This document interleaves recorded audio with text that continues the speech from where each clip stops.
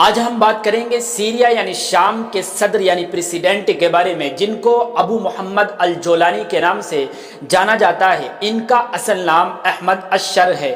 یہ جس عہدے پر ہیں، یہ عہدہ 8 دسمبر 2024 سے خالی تھا، جب 2024 میں شامی جنگوں کی کارروائی کی کامیابی کے بعد سابق صدر بشار الاسد کی حکومت کا تختہ الٹ دیا گیا تھا، تو اس کے بعد سے یہ خالی تھا۔ 29 جنوری 2025 سے سیریا کے صدر احمد الشر ہیں۔ آج کل سعودی عرب کا ان کا دورہ بھی ہے، یعنی وہاں گئے ہوئے ہیں، اور خاص بات یہ ہے کہ اسی دورے میں سب سے پہلے انہوں نے عمرہ کیا، اور جس میں ان کو خانہ کعبہ میں اندر جانے کی سعادت بھی حاصل ہوئی ہے۔ تو آج ہم انہی کے بارے میں مختصر طور پر جاننے کی کوشش کرتے ہیں۔ سب سے پہلے تو یاد رکھیں کہ ان کا خاندان شام میں گولان کی پہاڑیوں سے تعلق رکھتا ہے۔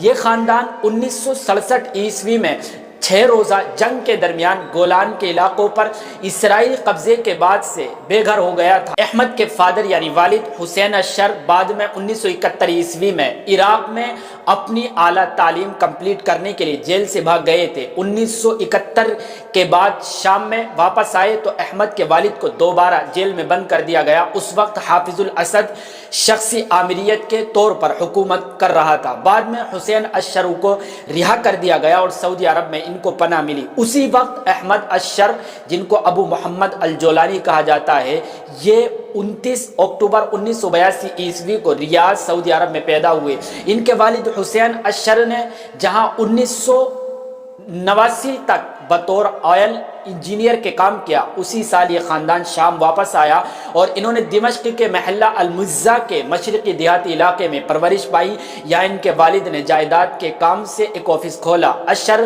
اپنے والد کی ملکیت میں ایک گروسری اسٹور میں بچپن میں کام کرتے تھے، ساتھ ہی وہ اپنے پڑوس کی شافعی مسلک کی ایک مسجد میں بہت زیادہ آیا جایا کرتے تھے، جس کے بعد وہ 17 سال کی عمر میں اپنی مذہبی تعلیم حاصل کر چکے تھے۔ یہاں رک کر آپ کو بتا دیں کہ احمد الشر اپنے والد کے بہت سے نظریات سے متفق نہیں تھے، لیکن فلسطین کے بارے میں ان سے اتفاق رکھتے تھے، جس نے انہیں بہت متاثر کر رکھا تھا۔ پھر اس کے بعد ابو محمد الجولانی نے دمشق یونیورسٹی میں ایڈمیشن لیا، میڈیا اسٹڈیز کی تعلیم حاصل کی، 2 سال تک فیکلٹی آف میڈیسن میں ایڈمیشن لیا۔ 2 سال تعلیم حاصل کرنے کے بعد 2003 میں یہ عراق چلے گئے، جہاں یہ عراق میں القاعدہ کی صفوں میں بہت تیزی سے آگے بڑھ گئے۔ پھر عراق جنگ میں 3 سال تک یہ لڑتے رہے۔ امریکی فوجوں نے 2006 سے 2011 تک گرفتار کر کے جیل کے اندر ان کو بند رکھا، لیکن احمد الشر کی رہائی بشار الاسد کی بیسی حکومت کے خلاف شام کے انقلاب کے موقع پر ہوئی تھی۔ پھر اس کے بعد